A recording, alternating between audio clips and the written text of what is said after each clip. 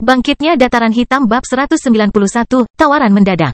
Setelah selesai berbicara dengan 4 tentara yang datang untuk melaporkan masalah tersebut, Minos dan Dillian melanjutkan ke kantor, membicarakan tentang bagaimana melanjutkannya. Kepala pelayan sedang duduk di salah satu sofa di ruangan itu dengan ekspresi khawatir di wajahnya. Lagi pula, ini bukan masalah kecil, masalahnya terkait dengan pasar gelap dan perdagangan budak di bagian utara benua tengah. Hal ini melibatkan beberapa kekuatan di wilayah tersebut, yang menggunakan layanan yang diberikan melalui sarana ini pada properti mereka dan mendanai beberapa kelompok bajak laut dan penjahat. Oleh karena itu, Minos akan langsung bertindak melawan kepentingan banyak orang dengan berusaha mendapatkan kembali kebebasan Peter.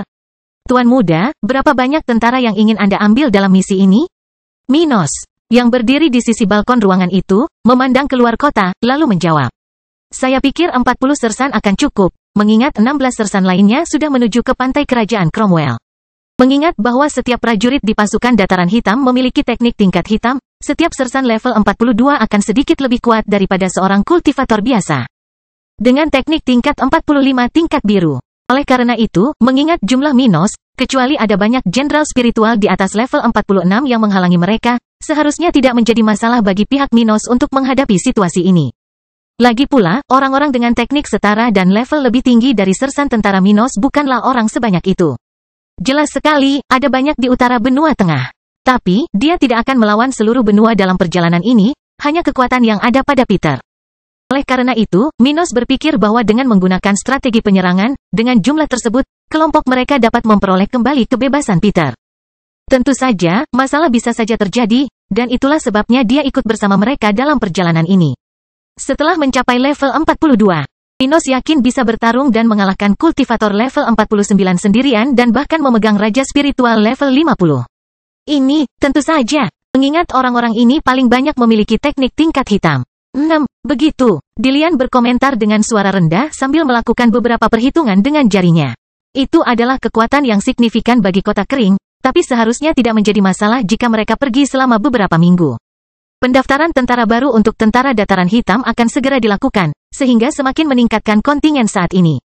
Meskipun tentara hanya memiliki sedikit lebih dari 200 jenderal spiritual saat ini, dengan perbaikan yang dilakukan di kota kering, kedatangan penduduk baru yang terus-menerus, dan kopral tentara yang secara aktif melakukan budidaya, tidak akan lama sampai jumlah tersebut menjadi 2 kali lipat. Dan setelah memikirkannya dengan tenang selama beberapa saat, Dillian akhirnya menghela nafas lalu berkata, jika ada lebih banyak waktu, kami dapat mengirim grup yang lebih kuat dalam 1 bulan. 6. Tapi sayangnya kita tidak bisa menunggu. Setelah itu, Dillian melakukan pekerjaan sehari-harinya sementara Minos pergi ke kerajaan tata ruang. Ia ingin berbicara dengan Emlyn tentang kemungkinan bahwa ia akan membutuhkan bantuannya segera, membuatnya siap jika hal ini terjadi. Namun dia melakukan kunjungan ini bukan hanya untuk membicarakan masalah serius. Ini Kila sangat dekat dengan Stuart muda dan memperlakukannya seperti kakak laki-laki sejati. Jadi, kapanpun dia punya waktu, Minos akan menemuinya, memberinya makan, dan terkadang bahkan bermain dengan Kila. Kedua pemuda tersebut, Lee dan Allison, tidak selalu berada di kerajaan tata ruang, dan Kila merasa sedikit tertekan. Dia tidak seperti ibunya, yang tahu bahwa tempat ini, meskipun membosankan, namun sempurna untuk mereka. Tentu, dia punya naluri itu, tapi dia juga ingin melakukan hal lain, seperti pergi keluar dan menjelajahi wilayah yang belum diketahui. Setelah berlatih di kerajaan tata ruang, Minos meluangkan waktu untuk beristirahat di tempat ini, dan pada saat itu, dia sedang berbaring di rumput di samping rumah besar dekat danau yang ada di tempat itu. Saat dia menatap langit biru kerajaan tata ruang, menghirup udara alami di sana, ada seekor rubah kecil bersamanya, menyandarkan kepalanya di perut Stuart muda. Aduh, Kila kemudian mengacungkan sesuatu dalam bahasa binatangnya sambil menatap Minos dengan mata kecilnya yang berbinar. Mendengar teman kecilnya mengacungkan sesuatu, Minos mengusap kepala Kila dengan tangan kanannya lalu menoleh ke samping Emlyn dan bertanya. Apa yang dia katakan? Dia bilang dia ingin keluar dan melihat-lihat luar. Oh, serunya sambil mengangkat tubuhnya dari tempat itu dan duduk di sana. Ia kemudian mengambil tubuh rubah kecil yang berbulu itu dan meletakkannya di pangkuannya bersamaan dengan ia mulai memijat perut Kila. Jadi, kamu sudah besar dan ingin keluar, ya? Ucapnya sambil melihat Kila memejamkan mata kecilnya seolah sedang menikmati pijatan Minos. Tapi ini belum waktunya. Kamu baru level 27. Tapi karena kamu sangat ingin jalan-jalan, aku akan membiarkanmu jalan-jalan sebentar di kota kering ketika kamu sudah mencapai level 40 dan bisa berkomunikasi dalam bahasa manusia. Ucapnya sambil terus mengusap bulu Kila. Masuknya orang ke kota kering terkendali, jadi relatif aman baginya, selama Kila tidak keluar terlalu lama dan tidak keluar batas kota. Dengan itu, dia bisa membunuh sebagian keinginannya untuk melihat tempat lain. Sedangkan di tempat lain, kalau kita jalan-jalan di tempat terpencil, aku boleh membiarkan kamu dan ibumu menemaniku. Oke, dia bertanya sambil membalikkan rubah di pelukannya dan menatap mata kecilnya. Setelah mendengar terjemahan ibunya, Kila meratap bahagia sambil mengayunkan ketiga ekornya dengan penuh semangat. Oh, aduh, beberapa jam berlalu, dan Minos telah meninggalkan kerajaan tata ruang. Saat ini, Stuart muda sedang makan malam bersama temannya Abi di ruang makan besar. Namun keduanya tidak sendirian. Selain mereka, Dillian dan Eda juga ada di sini, duduk berseberangan, masing-masing bersebelahan dengan Minos dan Abi. Ada banyak makanan lezat di atas meja, dengan beberapa piring pasta, beberapa daun, dan berbagai jenis salad, selain tentu saja daging binatang spiritual. Namun tak hanya itu, di atas meja terdapat file ikan bakar dengan warna orange yang sangat mengundang selera dan niscaya akan membuat siapapun ngiler dan ingin mencobanya. Memancing bukanlah kegiatan yang berkembang di wilayah Minos. Namun, beberapa nelayan di kota kering terkadang masih berhasil menjual makhluk spiritual akuatik tingkat 2. Dan sebagai penggemar berat daging dari jenis binatang ini, kapanpun dia bisa. Minos memiliki pilihan ini di menu pribadinya. Pokoknya, mereka berempat ada di sana makan dan minum, berpakaian santai tapi tetap anggun. Lagi pula, sulit bagi orang-orang yang dibesarkan oleh kaum bangsawan untuk mengabaikan beberapa adat istiadat. Dan dalam kesempatan tersebut, sejak kedatangan kedua wanita keluarga Miller di kota kering, meski tidak setiap kali makan mereka bertemu, namun rombongan selalu makan bersama, membicarakan hal sehari-hari dan bercocok tanam.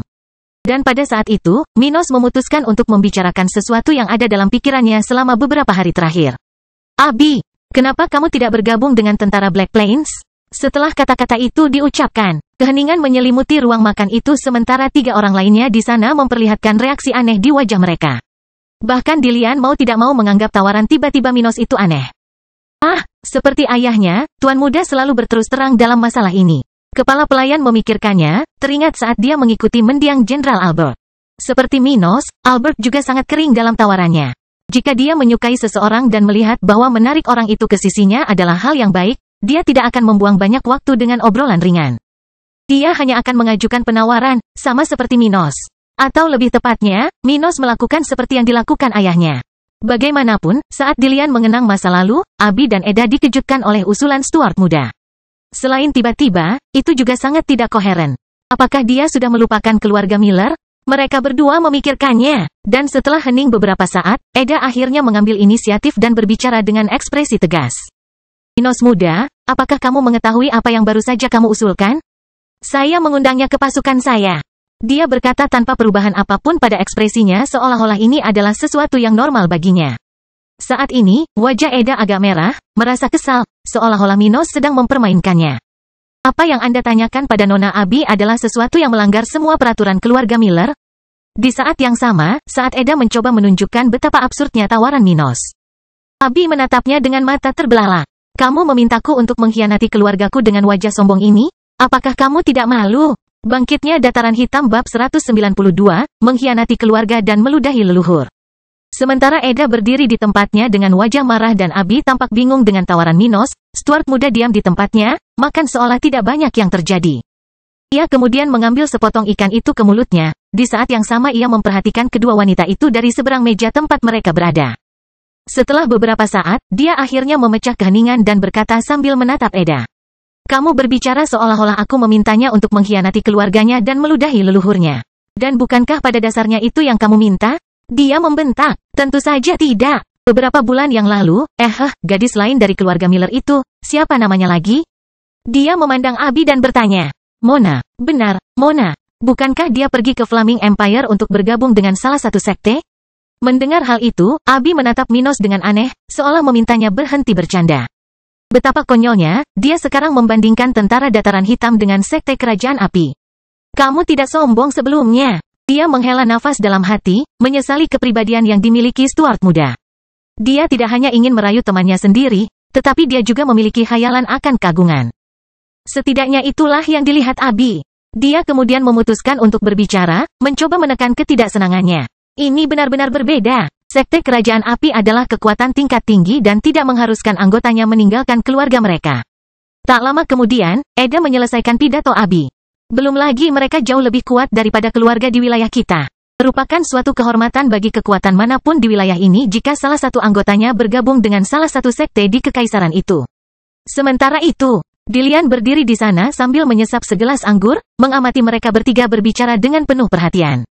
Di satu sisi, dia bahkan bersenang-senang dengannya. Setelah kejutan awal yang disebabkan oleh tawaran tiba-tiba Minos, kepala pelayan itu kembali sadar. Lagi pula, karena dia mengetahui potensi Stuart muda dan seberapa jauh dataran hitam bisa berkembang di masa depan, usulan itu sebenarnya tidak sombong. Faktanya, sekte Flaming Empire bisa bangga karena Minos membandingkan mereka dengan dia.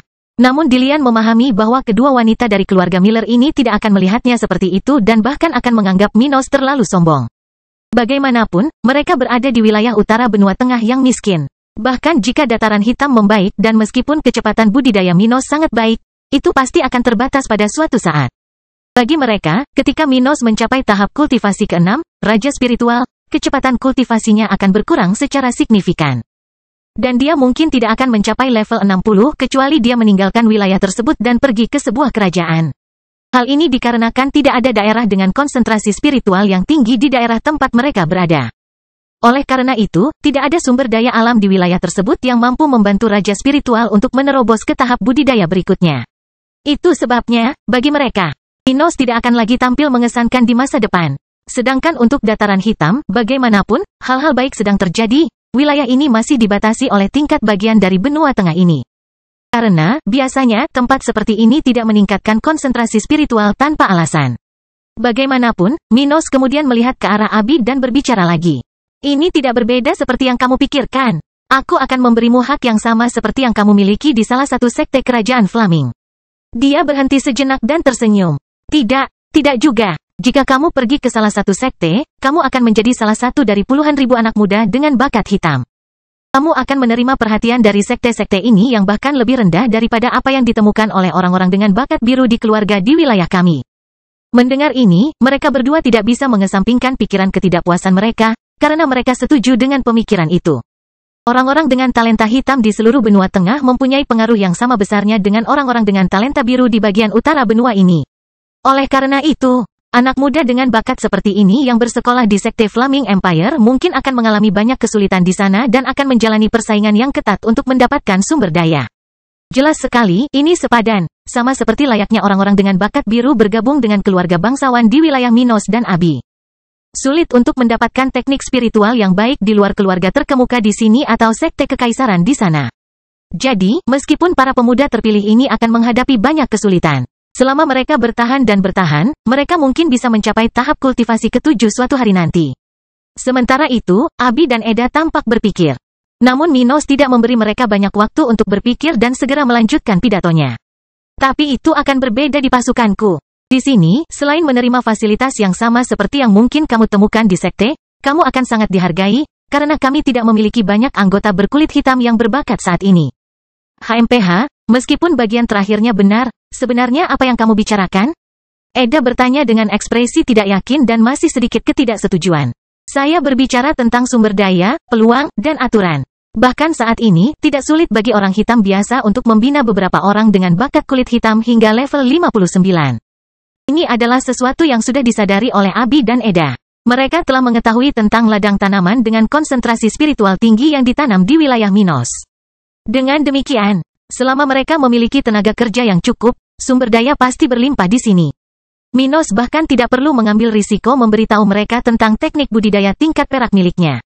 Hanya dengan jumlah kristal yang bisa dia peroleh di tempat ini, itu sudah cukup untuk membeli pil, susunan, senjata, segala macam barang yang dapat meningkatkan budidaya seseorang.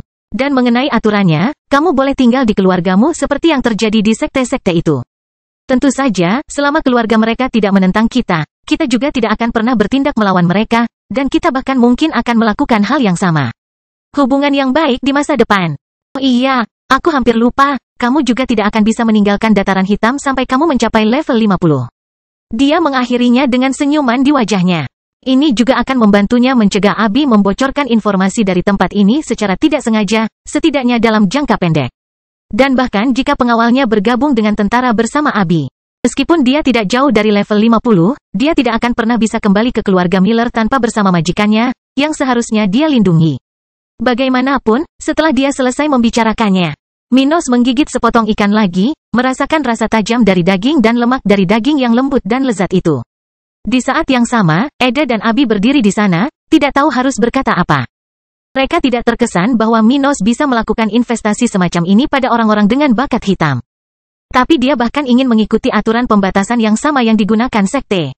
Eda lalu menatap Abi tapi diam saja. Dia memasang ekspresi serius seolah-olah mengatakan bahwa melakukan apa yang Minos usulkan adalah sebuah pertaruhan. Paling-paling pasukannya akan setara dengan keluarga Miller kita. Eda memikirkannya. Dan jika itu masalahnya, tidak masuk akal baginya jika Abi akan mengkhianati keluarganya demi mendapatkan kekuasaan yang setara. Lagi pula, para pemimpin keluarganya tidak akan pernah memandang baik hal itu kecuali kekuatan Minos lebih kuat daripada keluarga Miller. Dilian kemudian mengambil inisiatif dan berkata, Abi muda, kamu tidak perlu menjawabnya sekarang. Maukah kamu tinggal di sini lebih lama lagi? Pikirkanlah selama periode ini. Dia lalu terkekeh dan memijat dagunya. Tapi jika kamu tidak ingin tertinggal dari temanmu Mona, maka bergabung dengan tentara kami adalah yang terbaik untukmu, hehe. Mendengar hal tersebut, Eda langsung memahami taktik Dilian, menatapnya dengan sedikit marah, seolah mengatakan akan menetap bersamanya nanti. Abi hanyalah seorang gadis muda dan belum memiliki kedewasaan seperti Minos. Dengan itu, Eda tahu dia bisa terpengaruh oleh kata-kata Dilian sebelumnya. Lagi pula, tidak ada seorang pun yang mau ketinggalan. Setelah itu, makan malam kelompok dilanjutkan dengan tenang, mereka mengganti topik pembicaraan dan membicarakan hal-hal sepele dan tidak penting. Namun, sebelum mereka berpamitan dan kembali ke daerah masing-masing, tiba-tiba Minos mendapat ide dan berkata, Abi, aku akan segera menjalankan misi dengan tentara dataran hitam. Meski melibatkan risiko tertentu, jika kamu mengikutiku, ini bisa menjadi pelatihan yang bagus untukmu, kita akan melawan beberapa kelompok kultivator tahap 5 dalam misi ini. Dan itu bisa banyak membantumu. Oh, setelah mendengar tawaran lain dari Minos, Eda, kali ini, dia tidak terlalu memikirkan apa yang dikatakan Minos. Setelah Mona berangkat ke Kekaisaran, Abi tidak melakukan pertarungan nyata, hanya latihan rutin. Namun bagi para kultivator tingkat tinggi, pertandingan bebas risiko tidak cukup untuk meningkatkan kemahiran seseorang. Hanya pertumpahan darah, dengan risiko kematian yang nyata, yang dapat membuat seseorang mencapai tingkat tinggi dalam perjalanan kultivasi yang kejam. Di pihak Abi, dia juga sangat menikmati saran ini. Pergi keluar dan berlatih bersama temannya sangat memuaskan baginya, jadi dia jauh lebih nyaman dengan saran dari Minos ini. Bangkitnya Dataran Hitam bab 193, Keingintahuan. Bisakah kamu berbicara lebih banyak tentang ini? Abi bertanya, dengan ekspresi memesona di wajahnya. Salah satu prajuritku, mengalami nasib sial karena bertemu dengan orang-orang tertentu. Kami akan menyelamatkannya di Kerajaan Cromwell. Kerajaan Cromwell? Kenapa? Apakah kamu tidak ingin pergi ke tempat yang kamu kunjungi beberapa waktu yang lalu? Dia bertanya sambil tersenyum pada wanita muda berambut biru di depannya. Mendengar ejekan Minos, Abi hanya mengabaikannya dan bertanya, kamu akan pergi ke Kerajaan Cromwell bagian mana? Di pantai barat laut. Pantai barat laut, ya. Disitulah pasar gelap Kerajaan Cromwell berada. Eda berpikir sendiri saat dia memahami misi penyelamatan ini. Eda lalu berkata dengan tenang, saya mengerti, prajurit Anda mungkin memiliki nyawanya dalam bahaya, dan dia mungkin sudah dijual sebagai budak atau belum. Benar kan? Bu Eda benar-benar wanita yang berpengalaman. Minos memujinya ketika dia mendengar Eda menjelaskan apa yang telah terjadi. Dia kemudian menoleh ke temannya dan bertanya sambil menatap matanya. Lalu, maukah kamu ikut denganku? Dengan Eda di sisiku, seharusnya tidak ada bahaya besar. Para preman pasar gelap ini hampir tidak akan mencapai tahap ke-6 dalam budidaya mereka, jadi seharusnya tidak ada terlalu banyak masalah. Dia memikirkannya. Sejenak, memutuskan apakah dia akan pergi atau tidak. Belum lagi Minos sekarang level 42. Dia sudah bisa melawan orang level 44 ketika dia baru level 39. Saya kira dia bisa melawan level 48 sekarang. Dia memperhatikan pemuda berambut coklat itu sejenak. Merasa semakin tertarik dengan perjalanan ini. Sebagai perbandingan, level 42 memiliki sekitar 220% jumlah energi spiritual sebagai kultivator level 39. Karena itu, Abi berpikir Minos dapat melawan kultivator level 48, yang merupakan individu dengan energi 2 kali lipat dari seseorang di level 42. Mungkin dia bahkan bisa melawan seseorang yang level 49. Dia berpikir dengan cemas. Abi memiliki sifat ingin tahu, terutama dengan seseorang yang dekat dengannya, seperti halnya Stuart muda. Karena itu, ada ketertarikan khusus dalam dirinya tentang seberapa kuat Minos. Dan ini hanyalah salah satu cara baginya untuk mengetahuinya. Setelah berpikir beberapa saat, dia akhirnya mengambil keputusan dan berkata, baiklah, aku akan pergi bersamamu. Kapan kita berangkat? Dia kemudian tertawa dan berkata, haha, ini bagus. Kita akan berangkat 5 hari lagi dari hari ini. Jadi, persiapkan dengan baik sampai saat itu. Minos senang dengan penambahan grupnya karena 2 alasan. Pertama, dengan tambahan Abi, pengawal Eda juga akan ikut bersama mereka dalam perjalanan ini, yang akan menjadi tambahan signifikan bagi kekuatan kelompok tentara dataran hitam. Bagaimanapun juga, Eda adalah bawahan salah satu keluarga bangsawan kerajaan coklat dan tentunya memiliki 1 atau 2 teknik pertarungan tingkat hitam. Dan di level 48, dia pasti bisa melawan preman level 49 biasa sekalipun. Kedua, ini adalah cara Minos untuk menunjukkan kepada keduanya bahwa bergabung dengan pasukannya adalah hal yang bijaksana. Bagaimanapun, mereka hanya tahu seberapa kuat Stuart muda itu, tapi bukan kekuatan yang dia bangun. Ketika mereka melihat kekuatan sersan tentara beraksi, mereka pasti akan lebih memahami kemampuan Minos. Dan dengan itu, mereka bisa melihat masa depan yang lebih berwarna dengan menjadi anggota pasukannya. Ngomong-ngomong, Stuart muda tidak akan berhenti merekrut Abi saja. Tidak, dengan talenta hitam dan level 48, Eda juga menarik baginya. Dia hanya belum melamarnya karena akan lebih sulit lagi bagi wanita ini untuk menerima undangan tersebut. Eda adalah bawahan keluarga Miller, bukan anggota, seperti dalam kasus Abi.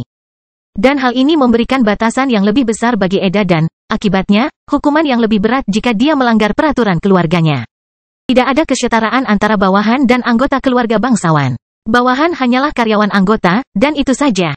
Mereka mempunyai banyak kewajiban tetapi sedikit hak. Bagaimanapun, Minos berharap untuk menarik Abi ke sisinya, dan tidak lama kemudian pengawal Eda menyerah juga. Bagaimanapun, setelah itu, rombongan mengucapkan selamat tinggal. Dengan Dilian menemani Eda kembali ke kamarnya. Pada saat yang sama, Abi pergi ke kamarnya untuk berkultivasi, dan Minos pergi ke kediamannya untuk beristirahat sejenak sebelum memulai sesi latihan hari berikutnya. 5 hari telah berlalu dengan cepat sejak Stuart muda mengundang Abi untuk bergabung dengan kelompok penyelamat Peter. Hari ini mereka akhirnya akan menuju ke pantai barat laut kerajaan Cromwell, tempat pasar budak di wilayah itu berada, tempat Peter kemungkinan besar berada. Ini adalah misi yang sulit. Bisa memakan waktu berminggu-minggu hingga beberapa bulan, begitu banyak persiapan yang telah dilakukan dalam kurun waktu terakhir ini, terhitung dari kedatangan keempat prajurit sebelumnya. Pertama-tama, dalam kelompok 40 sersan yang telah dibentuk, semuanya berada di level 42. Saat ini, tentara dataran hitam mempunyai lebih dari 220 tentara dengan pangkat tersebut, dan beberapa di antaranya sudah mencapai level 42. Oleh karena itu, tidak akan menjadi kendala berarti bagi keamanan kota kering jika tanpa pasukan ini selama beberapa waktu. Beberapa minggu. Namun, prajurit level 43 akan tetap tinggal di kota kering, karena mereka adalah yang terkuat dan harus melindungi wilayah Minos. Belum lagi jumlahnya tidak terlalu banyak, kurang dari 20 orang pada level ini. Dan bagi para prajurit yang akan pergi bersama Minos dalam perjalanan ini, mereka semua dilengkapi dengan senjata spiritual tingkat tinggi kelas 1, serta armor dengan peringkat yang sama. Ini adalah seperangkat peralatan yang luar biasa. Karena tidak banyak jenis peralatan spiritual kelas 2 yang ditawarkan di pasar regional.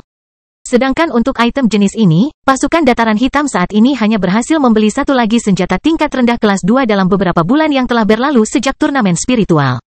Namun senjata ini digunakan oleh Sersan Pike, yang umumnya bertanggung jawab atas keamanan kota kering saat Minos tidak ada. Bersamaan dengan ini, semua prajurit telah menerima beberapa pil spiritual yang berfokus pada penyembuhan luka dan memulihkan energi spiritual. Karena Minos tidak ingin mengambil risiko kehilangan bawahannya karena kurangnya barang-barang umum, hal ini diperlukan.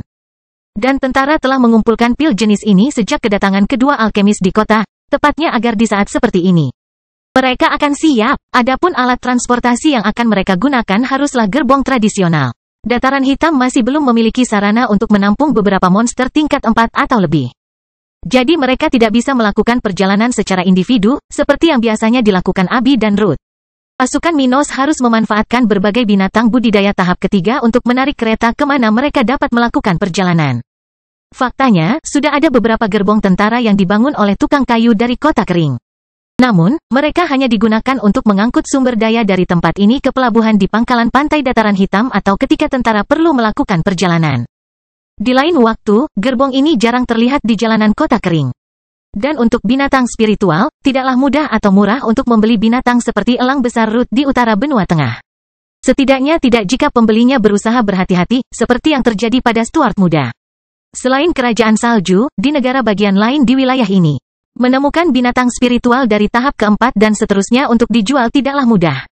Bahkan di seluruh kerajaan coklat, Hanya ada satu tempat di mana terdapat binatang buas setingkat di depan untuk dibeli. Tapi Minos tidak akan mengambil risiko pergi ke kota matahari terbenam hanya untuk membeli binatang spiritual. Dan untuk ibu kota lain dari kerajaan lain, di mana seseorang dapat menemukan binatang dengan peringkat ini di luar kerajaan salju, ya, mereka sangat jauh dari kota kering. Dan mengangkut binatang-binatang ini sangat mahal, kecuali jika seseorang pergi ke tempat-tempat ini untuk mengambil sendiri binatang spiritual itu. Biaya transportasinya bisa sama tingginya dengan biaya dari binatang itu sendiri. Lagi pula, penjual tidak akan mengambil risiko merusak produk yang dijual. Bagaimanapun, Minos juga harus membagi kristal dataran hitam menjadi banyak area berbeda. Dan pembelian binatang spiritual yang berkualifikasi lebih baik sepertinya bukan hal yang mendesak baginya.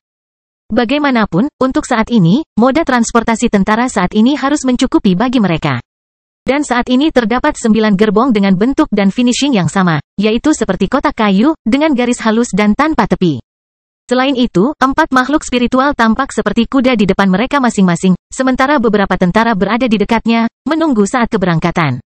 Bangkitnya dataran hitam bab 194, pergi ke penyelamatan. Hari baru saja tiba di kota kering ketika 9 gerbong sudah berjejer di depan mansion di bagian tengah kota itu. Pada titik ini, ada lapisan tipis embun di rerumputan di taman rumah Minos, sementara siang hari diredupkan oleh langit mendung yang menyelimuti kota kering saat ini. Saat itu suhunya 12 derajat Celcius, 53,6 derajat Fahrenheit, dan ada angin sepoi-sepoi yang menyenangkan pada saat itu, pada saat yang sama, di mana keheningan pagi menyelimuti tempat itu. Kota tempat Stuart muda masih belum besar, jadi ada ketenangan yang khas dari kota-kota kecil dan pedesaan pada waktu-waktu tertentu dalam sehari. Dan, di saat yang sama, saat awal hari yang mulus ini berlalu sedikit demi sedikit, 40 tentara yang dipilih untuk misi penyelamatan ini sudah berada di depan gerbong masing-masing. Beberapa dari mereka sedang duduk di bangku batu di depan rumah Minos. Yang lain berkumpul dalam beberapa kelompok kecil, berbicara tanpa menimbulkan gangguan apapun. Jika ada orang yang melewati tempat ini sekarang, kadang-kadang orang akan mendengar suara beberapa prajurit menguap ketika mereka berbicara dengan nada rendah tentang hal-hal biasa sehari-hari. Bahkan tercium bau kopi di udara, berasal dari berbagai cangkir yang terlihat di tangan beberapa orang tersebut. Kopi adalah budaya yang diperkenalkan Minos ke dataran hitam hampir setengah tahun lalu. Ini adalah tanaman asli sebuah kerajaan di bagian timur benua tengah yang sempat dia bawa ke sini melalui toko keluarga Cohen. Budaya ini sangat cocok untuk membuat minuman spiritual dan memiliki potensi besar untuk merangsang energi dalam tubuh para pembudidaya. Bagaimanapun, ketika tentara Minos sedang minum kopi untuk bangun, Stuart muda sudah siap untuk perjalanan ini, saat ini berada di kerajaan tata ruang. Dia sedang duduk di kursi di luar rumah di tempat itu, di depan 2 ekor rubah. Kila menjilati salah satu ekornya sambil telentang, bergerak dari sisi ke sisi. Dia masih sangat muda, jadi dia masih berperilaku alami, meskipun dia sudah berada di tahap ketiga kultivasi. Tapi ini biasa terjadi pada makhluk spiritual. Hanya ketika mereka mencapai tahap kelima barulah mereka mengembangkan kecerdasannya lebih banyak dan berperilaku lebih seperti manusia. Tentu saja, setiap spesies mempunyai kekhasan tersendiri, namun perilaku tertentu entah bagaimana berkaitan dengan tingkat intelektual individu. Karena itu, meskipun binatang seperti rubah biasa menjilat dirinya sendiri, setelah mencapai budidaya tahap kelima, mereka tetap tidak akan melakukannya seperti kila. Ada rasa malu atau lebih tepatnya integritas yang muncul seiring dengan kecerdasan. Jadi, meskipun Minos pernah melihat Emlyn menjilat dirinya sendiri sebelumnya, dia tidak akan pernah kekanak-kanakan dan mencolok seperti kila yang mungil. Akhirnya, saat dia memperhatikan rubah muda itu, Minos menatap Emlyn, yang terbaring di tanah di depannya, dengan mata terpejam. Emlyn terlihat cukup cantik, dengan bulu oranye dan putihnya yang bahkan bersinar karena dia tidak pernah bersentuhan dengan tanah. Dia bertubuh penuh, dengan tubuh yang kokoh dan kuat. Dan selain tidak adanya salah satu cakarnya, induk rubah terlihat sangat sehat. Stuart muda kemudian berkata, "Sudah waktunya aku pergi. Seperti yang aku katakan sebelumnya, selama perjalanan yang aku tuju ini, aku mungkin membutuhkan bantuanmu, jadi bersiaplah untuk itu, kalau aku tiba-tiba muncul di sekitar sini." Ia sudah membicarakan hal ini dengan Emlyn.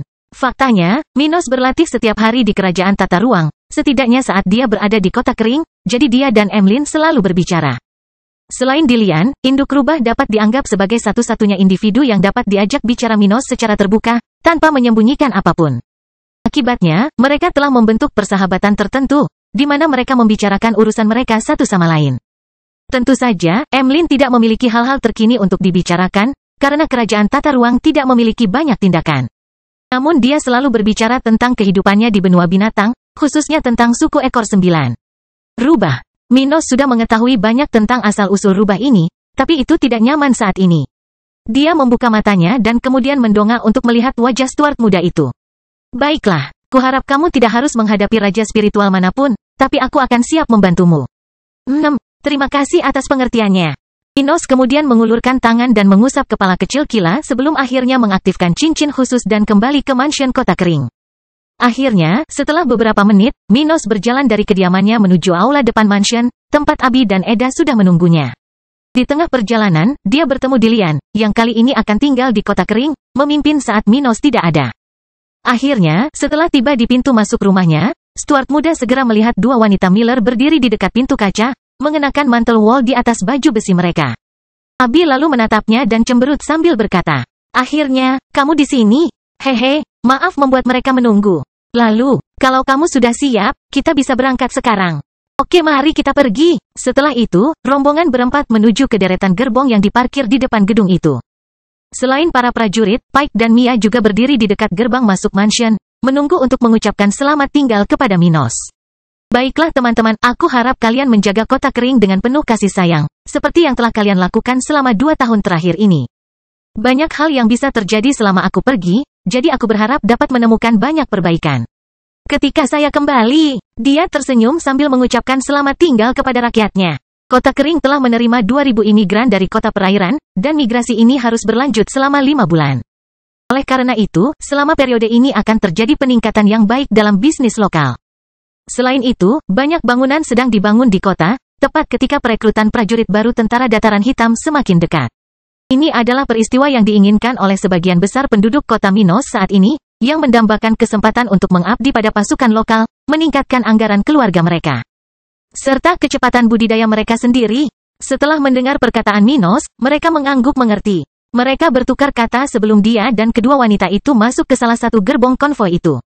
Saat mereka naik kereta itu, Abi tiba-tiba menanyakan pertanyaan yang tidak pernah lepas dari pikirannya. "Minos, bukankah menurutmu kita akan pergi dengan beberapa orang?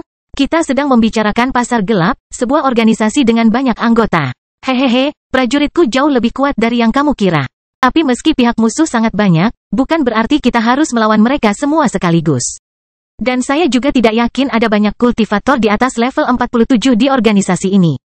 Bagaimanapun, setiap kultivator yang berada di dekat puncak tahap tertentu adalah seseorang yang memiliki potensi untuk mencapai ketinggian baru. Namun jika ada begitu banyak individu dengan level seperti ini di organisasi rata-rata seperti pasar gelap, akan segera ada banyak raja spiritual di luar sana. Tidak mudah untuk mencapai level 47 atau lebih bagi orang biasa tanpa dukungan keluarga besar. Bangsawan muda seperti Abi, Troy, Kara hanya dapat melakukan ini karena mereka dihujani sumber daya sejak awal perjalanan kultivasi mereka, menikmati tahun-tahun terbaik dalam hidup mereka.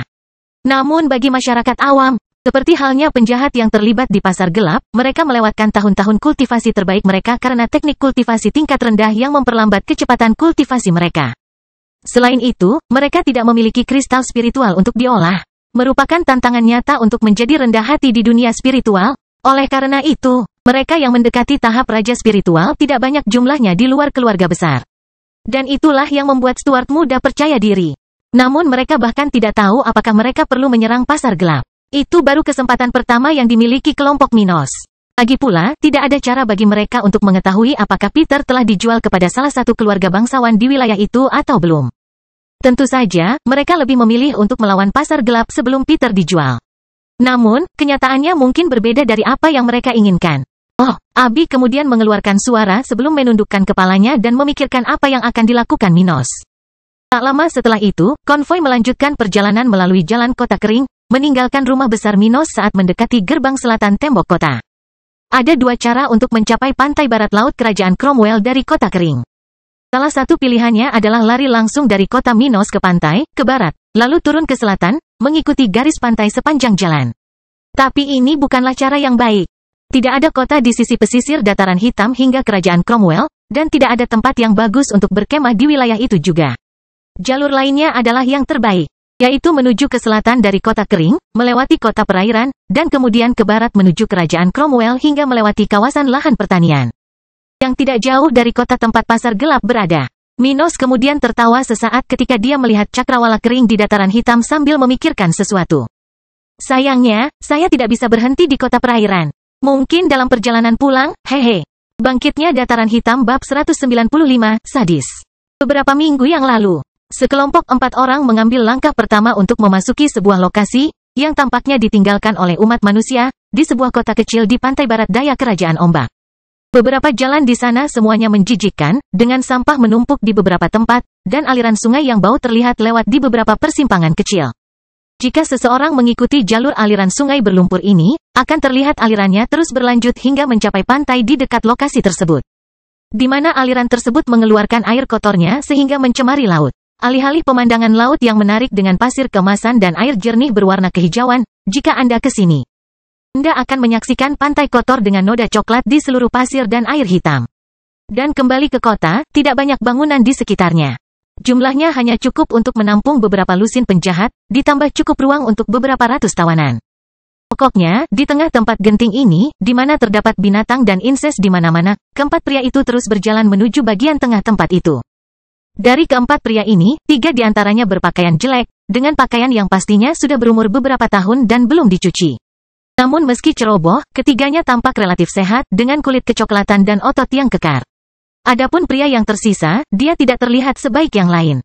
Bukan hanya karena borgol yang dia kenakan di kaki, tangan, dan lehernya, tapi juga karena penampilan yang dia tunjukkan. Dia memiliki rambut pendek dan kulit kecoklatan, tapi penampilannya menyedihkan. Bibirnya kering seperti sudah berhari-hari tidak melihat air, sedangkan wajahnya pucat pasi. Peter muda, yang sebelumnya terlihat baik-baik saja, kini terlihat jauh lebih lemah, lebih kurus, dan lemah.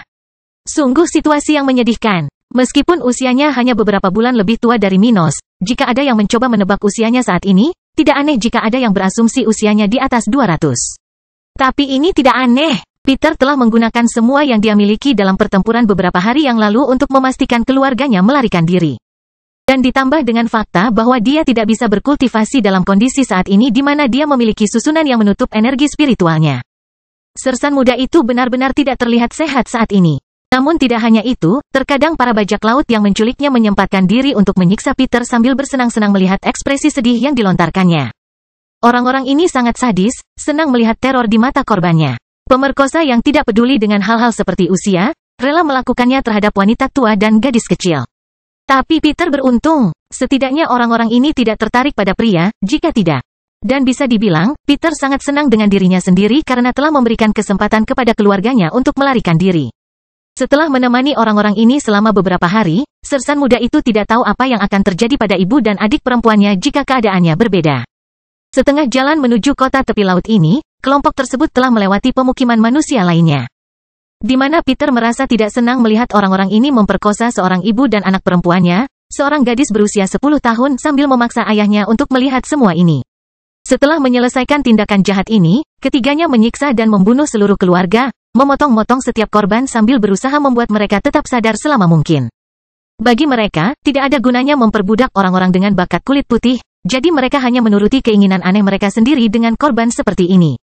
Dalam benak Peter, setelah melihat semua itu, dia tidak bisa berhenti memikirkan untuk menghancurkan orang-orang ini secara perlahan. Kebencian yang dia rasakan terhadap trio ini semakin meningkat ketika dia dipaksa mengetahui kepribadian mereka yang sakit. Dan bisa dibilang, sebagian dari penampilan menyedihkan yang dia alami saat ini disebabkan oleh kebencian yang baru saja menumpuk. Dalam situasi tertentu, jika psikologisnya tidak tepat, dapat mempengaruhi seluruh tubuh seseorang. Sayangnya, Peter tidak punya secercah harapan pun saat ini. Tanpa bisa berkultivasi, dia jauh lebih lemah dari orang-orang ini dan hanya bisa menunggu sampai cahaya di ujung terowongan muncul di hadapannya. Oh ya, setelah beberapa lama berjalan mengitari tempat itu, laki-laki yang berada di depan rombongan, mengenakan celana panjang hitam dan tanpa kemeja. Memperlihatkan tato besar berbentuk segitiga merah di punggungnya, seolah itu adalah medali yang dibanggakannya, tiba-tiba berhenti di depan suatu tempat tertentu. Ini adalah tempat di mana seseorang bisa mendengar jeritan kesakitan dari waktu ke waktu, di mana terdapat banyak orang yang terperangkap di dalam sel kecil. Ketua kelompok akhirnya melihat siapa yang dia cari dan berkata, "Nox, apakah kapalku sudah siap berangkat? Katamu perbaikannya hanya memakan waktu 1 bulan. Tapi sudah 6 minggu sejak aku memesan jasanya." Mendengar hal tersebut, seorang pria parubaya bertubuh kurus menatap Del lalu tertawa. Kekeke, Del, kenapa kamu mengeluh? Kapalmu sudah siap 10 hari yang lalu, kamu yang belum pernah datang kepadaku sebelumnya. Oh, ini pasti pertama kalinya iblis tua ini menyelesaikan pekerjaannya tepat waktu. Pemimpin bajak laut, Del, memikirkan hal ini sambil mengamati pergerakan di tempat ini. Ya, kalau begitu, aku tidak perlu lagi meninggalkan budakku di gudangmu. Aku akan berangkat besok. Knox kemudian pergi ke kursi kayu di belakang meja dan duduk. Dia mengambil sebuah daftar dan mulai membaca apa yang ada di sana sampai akhirnya dia mengatakannya. Ada 439 budak yang ditampung di sini selama 43 hari. Itu, dengan kapalmu diperbaiki. 6.580 kristal. Karena kamu adalah pelanggan tetap, aku akan melakukannya dengan 6.500. Setelah mendengar hal tersebut, salah satu preman yang bersama Del meletakkan tas penuh kristal di atas meja, melakukan pembayaran kepada pria kurus itu. Sementara itu, tiba-tiba seorang pria berotot masuk ke dalam ruangan, namun terhenti saat melihat tato di punggung Del yang hampir melakukannya. Apakah hama ini ada di sekitar sini? Dia pikir, pria ini adalah salah satu manajer lokal, salah satu dari sedikit orang yang tinggal secara permanen di kota tanpa nama ini. Namanya Akar, dan dia adalah salah satu yang terkuat di kota ini, berada di level 45. Pada saat yang sama, Del menoleh ke pintu depan tempat itu dan melihat wajah yang dikenalnya. Begini, kalau bukan manajer Akar, hahaha, sudah lama sekali kita tidak bertemu ya? Tentu saja, Akar merasa tidak senang bertemu dengan Del. Bagaimanapun, Akar adalah satu dari sedikit orang yang mencoba membuat tempat ini berfungsi. Dan untuk itu, tidak diragukan lagi ada kebutuhan bagi masyarakat untuk menerapkan aturan tertentu. Masalahnya adalah selalu ada orang-orang yang tidak menyukai aturan dan bertindak seenaknya, membawa kekacauan dimanapun mereka berada. Itulah yang terjadi pada bajak laut seperti Del, anggota sebuah organisasi besar. Dan bagi Akar, orang-orang seperti itu benar-benar mimpi buruk. Dia membenci mereka, tapi dia tidak bisa melakukan apapun untuk menghentikan tindakan orang-orang ini. Dan karena itu, dia sudah mengenal Del dari beberapa masalah yang terjadi di kota yang tidak disebutkan namanya tersebut. Akar kemudian memaksakan senyumnya dan berusaha terlihat ramah. Oh, apakah kamu Del? Kukira kamu sedang berlayar. Sungguh mengejutkan melihatmu di sini. Hahaha, saya beruntung mendapat kapal peninggalan atasan saya, namun kapal ini perlu beberapa perbaikan sebelum kita bisa melanjutkan pelayaran. Dia mengatakan ini sambil tersenyum, memperlihatkan nasib baiknya kepada kenalan lama ini. Oh, bagus untukmu. Tapi katakan padaku, bagaimana kamu bisa membuat orang-orang ini terkesan? Knox bertanya, dengan kilatan penasaran di matanya. Tidak lazim bagi para perompak ini menerima keuntungan seperti ini, meskipun mereka adalah cabang dari organisasi besar. Del lalu tersenyum dan berkata, aku juga tidak tahu semua detailnya, tapi sepertinya beberapa bulan yang lalu, sekelompok orang yang meninggalkan markas mengalami insiden dan akhirnya terlempar ke laut utara kerajaan akhir. Oh, jadi, mereka kurang beruntung melewati wilayah kacau itu? Orang tua itu berseru kaget. Bukan rahasia lagi kalau Laut Utara di benua tengah sangat berbahaya. Kudengar beberapa raja spiritual meninggal pada saat itu, dan bahkan kaisar spiritual yang ada di kelompok itu tidak dapat bertahan. Mendengar ini, mereka semua terdiam saat merasakan merinding di sekujur tubuh mereka. Bahkan Peter pun terkejut dengan informasi ini. Kaisar spiritual adalah orang-orang yang bahkan bisa terbang. Ini adalah impian miliaran orang, namun hanya sedikit yang mempunyai potensi untuk mencapainya. Yang berasal dari wilayah tempat mereka berada. Namun meski begitu, seorang kultivator tingkat ini telah mati di Laut Utara. Setelah hening beberapa saat, Del tertawa terbahak-bahak lalu melanjutkan. Hahaha, tapi itu sangat bermanfaat bagiku. Tanpa bencana ini, aku tidak akan pernah mendapatkan kapal baruku. Bangkitnya Dataran Hitam bab 196, bepergian ke kerajaan Cromwell. Setelah mendengar perkataan Del, Akar dan Knox berkomentar tentang bahaya Laut Utara selama beberapa menit. Pada saat yang sama, Peter berdiri di sana, mengamati dan mendengarkan orang-orang ini. Peter tidak menyadari keberadaan kelompok bajak laut yang menculik Emlyn atau bahwa mereka yang menangkapnya adalah anggota organisasi yang bahkan memiliki kaisar spiritual. Mengapa organisasi dengan kekuatan seperti itu peduli dengan bagian utara benua tengah? Dia bertanya-tanya, mencoba memahami mengapa kekuatan asing masuk ke tempat yang lemah ini. Hal seperti itu tidak biasa dilihat. Ini sangat berbeda dari apa yang dilakukan sekte-sekte kerajaan Flaming. Lagi pula, ketika sekte-sekte kekaisaran ini mencari talenta-talenta muda. Menyelenggarakan turnamen spiritual selama ribuan tahun, kelompok bajak laut ini beroperasi dalam bayang-bayang, jarang memperlihatkan diri mereka sendiri. Faktanya, di bagian utara benua tengah, masyarakat awam bahkan tidak menyadari kekuatan yang ditandai dengan segitiga merah ini. Hal ini terlihat dari fakta bahwa Stuart muda tidak mengenali simbol ini ketika Emlyn menceritakan kisahnya kepadanya. Hanya beberapa orang dari dunia kriminal dan beberapa keluarga bangsawan di wilayah tersebut yang menyadari sebagian dari kekuatan organisasi bajak laut ini. Yang tidak diragukan lagi sekuat sekte Flaming Empire. Namun yang jelas, tidak satupun dari orang-orang ini yang mengetahui betapa kuatnya organisasi misterius ini. Sehingga tidak satu pun dari mereka yang mengetahui dari mana asalnya, atau mengapa organisasi itu ada di sini. Mereka sepertinya hanya membiayai beberapa kelompok bajak laut dan bandit tanpa campur tangan lebih jauh di bidang ini. Oh ya, setelah ngobrol sebentar, sebelum pamit dan kembali ke urusannya sendiri, Akar tiba-tiba menatap Del dan bertanya. Del, apakah kalian akan berkeliaran lebih lama lagi? Untungnya, tidak, haha. Aku akan meninggalkan kota buruk ini dalam beberapa jam. Aku akan pergi ke kerajaan Cromwell untuk berbisnis. Mendengar ini, Akar merasa lebih baik mengetahui bahwa orang-orang ini akan segera pergi. Itu hebat. Mudah-mudahan saya tidak akan mendapat masalah lagi dengan serangga ini selama beberapa bulan. Setelah itu, kelompok-kelompok tersebut segera berpencar. Dengan Akar meninggalkan tempat itu dengan sedikit senyuman di wajahnya, sementara ketiga bajak laut yang telah menculik Peter pergi berjalan-jalan di kota tanpa nama ini. Peter, sebaliknya, dibawa ke tempat yang dikelola oleh pria kurus itu. Segera, setelah para penculiknya pergi, Nox tua menarik Peter ke bagian terdalam dari tempat itu, di mana banyak kandang baja yang penuh dengan manusia. Tempat itu remang-remang karena kurangnya jendela di sana, dan ada tanah berlumpur di lantai, di mana terlihat genangan air berwarna coklat, tidak jauh dari sekian banyak sel yang ada di sana. Namun tidak hanya itu, selain penampilannya yang merendahkan, bau feses dan urin pun sangat menyengat hingga membuat Peter muda merasa tidak enak saat memasuki tempat itu. Tempat apa ini? Dia bertanya-tanya, karena wajahnya terlihat jijik. Pada saat yang sama, saat dia bertanya pada dirinya sendiri, dia bisa melihat dengan lebih jelas orang-orang yang berdiri di sana saat dia ditarik rantainya oleh Nox tua. Ada laki-laki dan perempuan di dalam kandang itu, kotor dan tampak menyedihkan. Beberapa dari mereka tampak kekurangan gizi dan dehidrasi, bahkan terlihat lebih buruk daripada Peter. Faktanya, beberapa dari mereka bertelanjang dada, meninggalkan punggung mereka yang sangat memar, penuh bekas luka yang terlihat seperti cambuk. Beberapa tampak menggigil kesakitan dan kelaparan, sementara yang lain hanya berdiri di sana, duduk di lantai dengan wajah sedih. Peter tidak mengetahuinya, tapi semua orang yang dia lihat di tempat ini adalah orang-orang seperti dia yang telah kehilangan kebebasannya beberapa waktu yang lalu.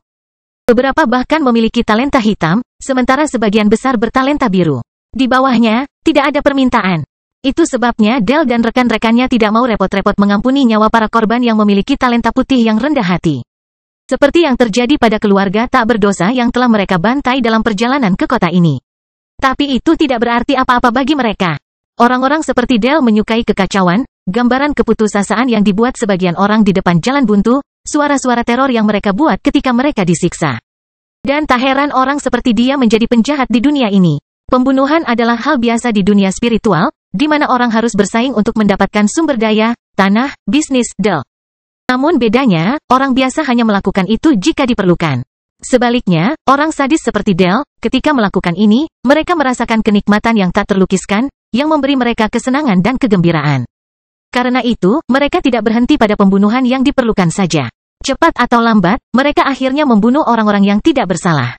Dan sejak saat itu, keadaannya menurun. Melakukan sesuatu untuk pertama kali selalu menjadi hal tersulit. Setelah itu, segalanya menjadi lebih mudah. Pokoknya setelah ditarik oleh pria kurus itu, Peter akhirnya dijebloskan ke salah satu sel. Orang tua itu keluar dan berkata dengan lantang kepada pria lain di tempat itu. Mulailah membawa sel-sel ini ke kapal Del. Cepatlah, dia akan keluar dalam beberapa jam. Setelah itu, beberapa waktu berlalu, dan tak lama kemudian bangunan besi tersebut mulai dikosongkan. Beberapa dari tawanan ini kadang-kadang ditempatkan di sel yang lebih kecil di luar tempat ini sementara suara ratapan terdengar. Peter kemudian duduk di dalam sel tempat dia dijebloskan, mengamati sekelilingnya. Ada 9 orang lain bersamanya, 3 perempuan dan 6 laki-laki. Namun, sulit untuk menebak usia orang-orang ini mengingat betapa buruknya perlakuan terhadap mereka. Peter mungkin berada dalam kondisi yang menyedihkan, tapi orang-orang di sini telah menjalani kenyataan penawanan selama berbulan-bulan, dan keadaannya semakin memburuk seiring berjalannya waktu. Karena itu, mereka terlihat lebih menyedihkan daripada sersan muda, yang merupakan seorang pemula dalam kehidupan budak ini. Tiba-tiba terdengar suara serak dari belakang Peter. Nak, dari mana asalmu? Seorang laki-laki yang kekurangan gizi, namun tingginya lebih dari 2 meter, bertanya sambil jongkok di tempat itu. Mendengar ini, Peter menoleh dan memandang pria yang tampak seperti seorang penatua di saat-saat terakhirnya, lalu dia menjawab. Saya berasal dari kerajaan ombak. Oh, satu lagi dari kerajaan ombak ya, kata pria itu sebelum menghela nafas. Orang tua ini telah diperbudak beberapa bulan yang lalu, jadi dia terbiasa melihat tawanan baru berdatangan. Awalnya dia berasal dari kerajaan akhir. Namun, dari asal-usul budak terakhir yang datang, nampaknya mereka bergerak semakin jauh dari tempat lelaki tua ini berasal. Ah, Sepertinya kita sedang menuju ke kerajaan Cromwell. Dia bergumam pada dirinya sendiri sebelum akhirnya memperkenalkan dirinya. Kamu bisa memanggilku Joey. Siapa namamu, nak? Nama saya Peter. Baiklah Peter, aku akan memberimu petunjuk. Mungkin kamu sudah mengetahuinya. Tapi lebih baik mendengar nasihat yang sama 2 kali daripada tidak pernah dinasihati. Pokoknya jangan terlalu berharap dalam hati. Saat kita memasuki pasar budak, masa depan kita akan ditentukan. Jadi, cobalah untuk tidak menarik perhatian yang tidak perlu. Beberapa orang yang lebih kejam mungkin mencoba membeli Anda hanya untuk memuaskan hasrat kotor mereka. Setelah itu, dia memandang Peter sejenak dan kemudian menunjuk ke sebuah sel tidak jauh dari situ. Di sana, di mana Joey menunjuk, seorang pria terbaring di lantai dalam posisi yang canggung. Salah satu lengannya hilang, satu kakinya tampak lebih panjang dari yang lain, dan akhirnya, wajahnya berubah bentuk sama sekali. Seolah-olah seseorang telah menggunakan pisau untuk memotongnya dari sisi ke sisi. Apakah kamu melihat anak itu? Dia adalah seorang bangsawan dari kerajaan ombak. Tetap saja, karakter impulsif dan kekanak-kanakan yang dia miliki, membuatnya berpikir dia bisa melarikan diri setelah dijual di pasar budak. Pokoknya, dia menangkap milik seseorang. Perhatiannya dan berakhir dalam keadaan seperti itu. Sekarang dia hidup dalam situasi ini atas perintah orang yang melakukan itu padanya. Joey lalu menghela nafas dengan ekspresi kasihan di wajahnya dan berkata, "Kematian bukanlah hal terburuk yang bisa terjadi pada Anda. Ingatlah itu." "Saya mengerti," Peter berkata dengan suara rendah ketika dia melihat tatapan sedih di matanya seolah-olah dia telah kehilangan jiwanya sendiri. Berjam-jam telah berlalu sejak Peter bertemu Joey tua ketika seluruh kelompok tawanan telah dipindahkan ke dalam kapal bajak laut, tempat mereka akan tinggal selama perjalanan ke kerajaan Cromwell. Menurut apa yang Peter dengar dari Joey tua, perjalanan ke kota di mana terdapat pasar gelap kerajaan itu memakan waktu sekitar 10 hari perjalanan. Dimulai dari tempat yang diberitahukan Peter kepadanya. Joey adalah seorang lelaki tua berusia lebih dari 400 tahun yang mengetahui bagian utara benua tengah seperti punggung tangannya. Dan meskipun dia jarang melihat sinar matahari selama berbulan-bulan dia kehilangan kebebasannya, dia masih bisa menebak di mana dia berada, mengingat apa yang dikatakan Peter kepadanya. Bagaimanapun, keesokan harinya, sebuah kapal bajak laut besar meninggalkan kota tanpa nama itu, berlayar ke sisi selatan tempat mereka berada. Bangkitnya Dataran Hitam bab 197, Perjalanan Perahu. 3 hari berlalu dengan cepat, dan perahu kelompok bajak laut yang dipimpin oleh Del telah meninggalkan wilayah lautan kerajaan ombak. Ini adalah kawasan maritim yang damai, baik dari segi dinamika iklim dan tidak adanya binatang laut tingkat tinggi, serta lalu lintas kapal. Pertama, iklim wilayah di dunia spiritual dapat bervariasi tergantung pada kekayaan alam yang ada di wilayah tertentu. Dan tidak dapat dipungkiri, jika hutan yang luas dapat mengubah iklim seluruh wilayah benua, misalnya dengan meningkatkan kelembapan relatif akibat transpirasi tanaman, hal serupa dapat terjadi jika energi spiritual terlibat. Dan secara umum, sedikitnya energi spiritual gratis di suatu wilayah berarti stabilitas iklim juga akan lebih tinggi. Oleh karena itu, lautan di dekat utara benua tengah merupakan tempat dengan iklim yang relatif damai. Tak hanya itu, nyatanya seluruh wilayah tempat tinggal Minos pun tidak terkena dampak lingkungan yang signifikan, seperti keberadaan Pulau Terapung misalnya.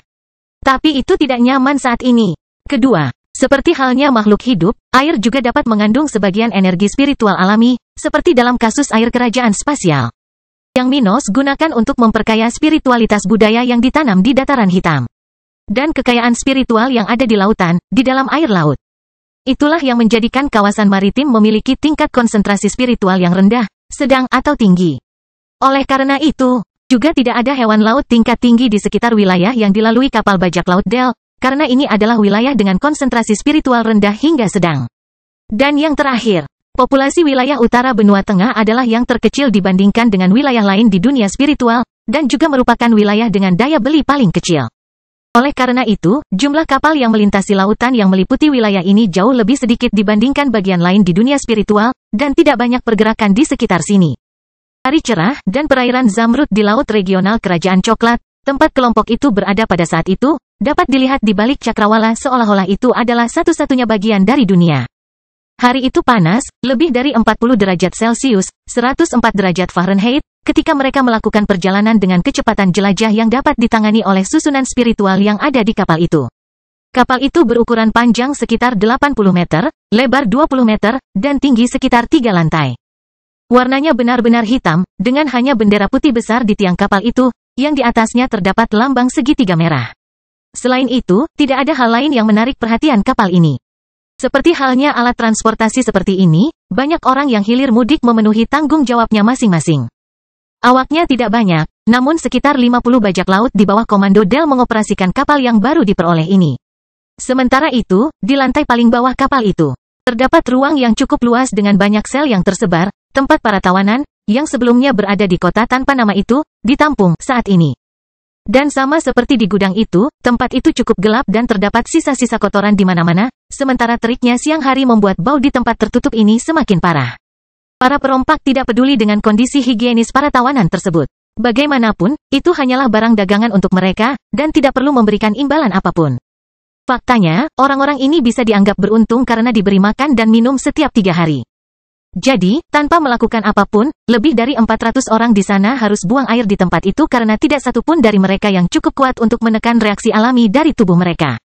Dan itu hanya membuat perjalanan itu semakin merendahkan dan membuat putus asa bagi mereka masing-masing. Bagaimanapun, Peter kini berada di dalam sel bersama 4 tawanan lainnya, duduk di lantai logam di tempat itu, yang terasa panas seperti penggorengan yang baru digunakan. Ada beberapa butir keringat di wajahnya dan tatapan lelah di matanya. Jika ada orang yang menatap matanya lebih dekat, mereka akan melihat bahwa Peter hampir tidak sadarkan diri. Dan, kadang-kadang, dia bisa memfokuskan pandangannya dengan sempit, kadang-kadang pingsan karena dehidrasi, yang diperparah oleh panas, kadang-kadang membuat kesadarannya sulit. Hal ini terjadi pada beberapa hari terakhir perjalanan, dengan cara yang hampir sama. Namun meskipun perjalanan dalam kondisi seperti ini sangat mengerikan, Peter tetap bertahan. Bahkan ketika Joy menasihatinya untuk menerima kenyataan baru ini, dia tetap memikirkan tentang keluarganya dan bagaimana dia ingin kembali ke mereka. Peter tidak tahu apa yang terjadi pada keluarganya setelah hari itu. Namun dia berharap mereka telah sampai dengan selamat di kota kering. Dan dengan itu, setidaknya dia yakin orang tua dan adiknya bisa hidup nyaman. Sebagai anak yang bertanggung jawab, dia telah melindungi mereka bila diperlukan dan memberi mereka kesempatan untuk bertahan hidup. Karena itu, Peter masih bisa tetap tenang dan menanggungnya. Jika dia ingin bertemu mereka lagi, hanya dengan menanggung semua tantangan ini, dapatkah dia memiliki kesempatan untuk kembali ke keluarganya? Dan mengenai kemungkinan Minos datang untuk menyelamatkannya, Peter tidak memiliki ekspektasi tentang hal itu. Bukannya dia tidak mempercayai Minos dan apa yang diklaim dilakukan oleh tentara dataran hitam dalam situasi seperti ini. Namun mengingat kondisinya saat ini, mereka tidak pernah bisa menemukan keberadaan pastinya. Para perompak sedang menuju ke kerajaan Cromwell, tapi siapa yang tahu kemana Peter akan dikirim setelah itu. Dan bahkan jika tentara mengetahui keberadaannya, Peter bisa saja dijual kepada keluarga bangsawan terkemuka. Dengan itu, pasukan Minos mungkin tidak mampu menyelamatkannya. Mengingat semua ini, Sersan Peter tidak memiliki harapan akan terjadinya penyelamatan dalam jangka pendek. Dia hanya tidak menyerah karena dia tidak punya alasan untuk menyerah. Menyerah untuk mendapatkan kebebasannya kembali sama saja dengan menyerahkan nyawanya sendiri, dan jika itu masalahnya, tidak perlu menanggung apapun. Dia bisa saja bunuh diri dengan mengorbankan dirinya sendiri. Namun meski saat ini tidak ada banyak harapan, Peter setidaknya ingin tetap menjaga pikirannya, dengan harapan suatu hari nanti cahaya di ujung terowongan akan muncul. Bahkan jika dia tidak tahu bagaimana dia bisa lolos dari nasib kejam perbudakan ini, dia akan menjaga pola pikirnya tetap utuh dan menanggung apapun yang terjadi selanjutnya. Petrus tidak ingin mati. Dia ingin menang dan kembali ke keluarganya. Pada saat ini, tiba-tiba seorang wanita mulai menggigil di lantai salah satu sel tersebut sementara busa putih mulai keluar dari mulutnya. Bantu dia. Dia merasa mual. Seseorang berteriak sebelum tawanan lain di dekatnya mencoba mendekati wanita yang sedang kejang-kejang di lantai tempat itu. Joy yang berada di sel sebelah Peter kemudian berbicara dengan suara pelan. Sudah berapa lama kita berada di neraka ini? Sepertinya kita sudah berada di sini selama sebulan penuh. Tidak melihat cahaya siang hari dan indera mereka terpengaruh oleh panas. Kekurangan air dan makanan telah membuat mereka bingung. Oleh karena itu, teror perjalanan perahu ini seakan terus berkepanjangan bagi mereka. Saya pikir itu memakan waktu 2 hingga 4 hari. Peter berkata dengan suara serak dan lemah. Tidak mungkin, jika kita harus melanjutkan penyiksaan ini lebih lama lagi, kita akan mati di sini. Orang lain yang berdiri di dekatnya berseru menyangkal. Jika hanya 2-4 hari telah berlalu, maka mereka bahkan belum setengah jalan dalam perjalanan ini. Tapi bahkan sekarang, banyak dari mereka yang hampir tidak mampu mengatasi situasi saat ini. Sulit untuk hidup tanpa makanan, air, istirahat, terutama ketika mereka tidak diizinkan bercocok tanam. Dengan energi spiritual, dampak buruk yang mereka rasakan akan segera berkurang, tapi sayangnya bagi mereka, kalung spiritual ada di sana untuk menghentikan mereka melakukan hal seperti itu. Dia benar, butuh waktu 2 hingga 4 hari. Mereka hanya memberi kami makan sekali sejak perjalanan dimulai, dan itu pada hari pertama perjalanan. Tapi kami selalu diberi makan setiap 3 hari, pada perjalanan sebelumnya. Seorang wanita yang terbaring di sel yang sama dengan Peter berkomentar sambil berbicara perlahan, berusaha meminimalkan pengeluaran energi. Dia kemudian melanjutkan, kalau lebih lama dari itu, maka kami sudah mendapat lebih banyak makanan dan air. Lagi pula, kami tidak ada gunanya jika kami mati di pasar gelap. Setelah itu, keheningan menyelimuti tempat itu. Kondisi buruk dalam perjalanan dengan perahu ini mulai menimbulkan disorientasi pada banyak dari mereka, terutama mereka yang lemah secara psikologis. Tubuh pastinya mempunyai batasnya, di mana ia bisa mulai bertingkah aneh. Namun jika pola pikir seseorang teguh, gigih, maka dampak dari apa yang terjadi tidak akan terlalu berarti bagi orang dengan kualitas tersebut. Petrus kemudian berkata, jangan terlalu banyak menghabiskan tenaga untuk berdebat. Pegang saja apa yang tersisa dalam hidupmu. Kalau mental kita kuat, kita bisa bertahan. Bangkitnya Dataran Hitam bab 198, tiba di kerajaan Cromwell. Hari-hari berlalu dengan cepat, dan kapal bajak laut kelompok Del telah melakukan perjalanan hampir sampai ke kerajaan Cromwell. Di hari-hari yang telah berlalu, rombongan lebih dari 400 tawanan itu mengalami kondisi yang sama di awal perjalanan ini. Panas terik membuat mereka sering merasa mual, dan bahkan di malam hari, hal itu hampir tidak berpengaruh untuk mengurangi efek tersebut. Lagi pula, tidak banyak variasi suhu di wilayah maritim. Selain itu, berada dalam kegelapan sepanjang perjalanan ini telah membuat banyak dari mereka kehilangan jejak waktu dan bahkan ruang. Meskipun beberapa dari mereka tahu bahwa mereka akan pergi ke kerajaan Cromwell, mereka tidak tahu di mana mereka berada. Dan untuk sensasi sementara yang mereka miliki, itu tidak masuk akal. Bagi banyak dari mereka, ini adalah neraka yang tiada habisnya, dan mereka tidak akan merasa aneh jika sudah bertahun-tahun sejak dimulainya perjalanan. Mungkin tidak makan atau minum sepanjang waktu juga berkontribusi terhadap disorientasi ini. Lagi pula, setiap hari, tubuh mereka sepertinya bertambah tua beberapa tahun lagi, membuat mereka semakin tidak bisa dikenali. Tapi tentu saja, beberapa masih bisa merasakan waktu dan ruang, mengetahui bahwa mereka berada di sekitar kerajaan Cromwell dan mendekati akhir perjalanan dengan kapal. Hal ini terjadi pada Peter muda, Joy, dan wanita sebelumnya.